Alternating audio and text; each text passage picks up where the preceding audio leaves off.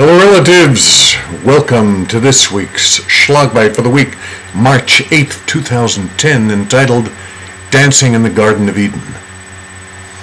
A couple of weeks ago, I just needed to escape from the hustle and scramble of daily life. I know it's time for me when I get short-fused, when my reaction time to any frustration is about a millisecond, and my favorite escape to recovery is to go any place where I can fish.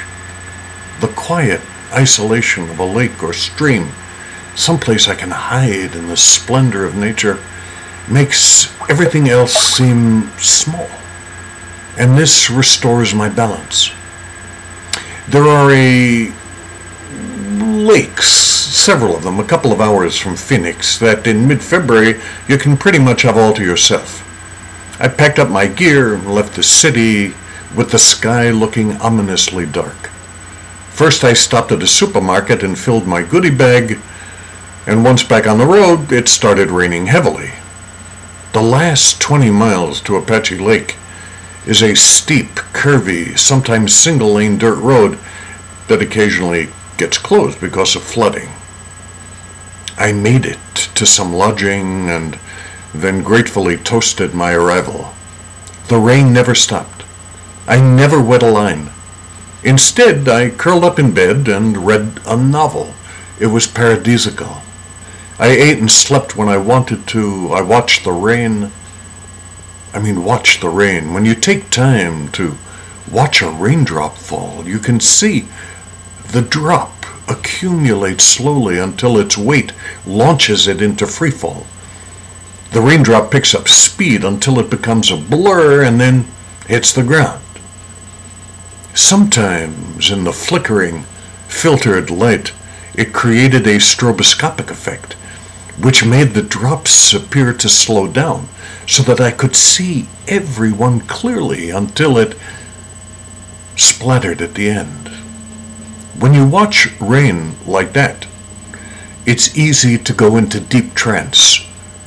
And I went to Fort Hale Park in East Haven, Connecticut, where I walked with my kids on Sundays to pick up the New York Times.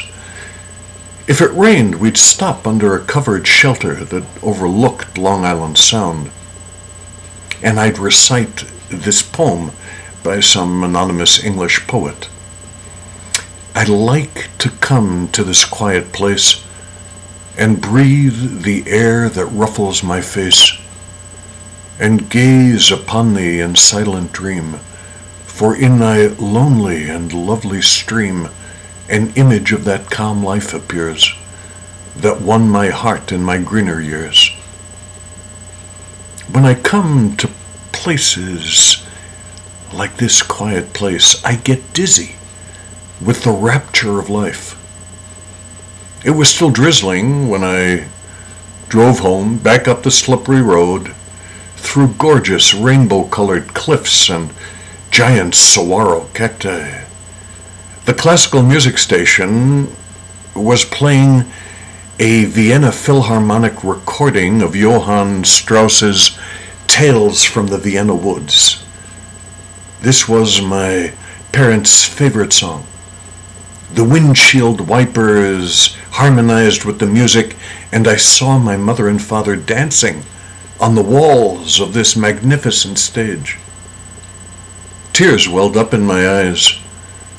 I don't go to the cemetery to see them because I never feel their presence there. But here, in this magical place, here I feel their spirit, and I think this is how I want to be remembered. Dancing in the rain in the Garden of Eden.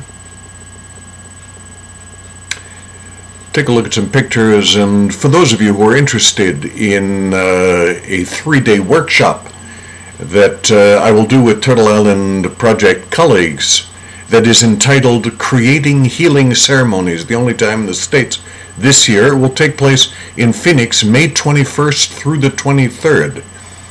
And it's intended for those of you who are interested in magnifying your therapeutic skills. So check it out on my homepage. Have a wonderful week. Remember, nobody makes it alone. We're all telling each other our stories.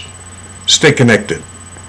I say this for all my relations, mitakwiyasi.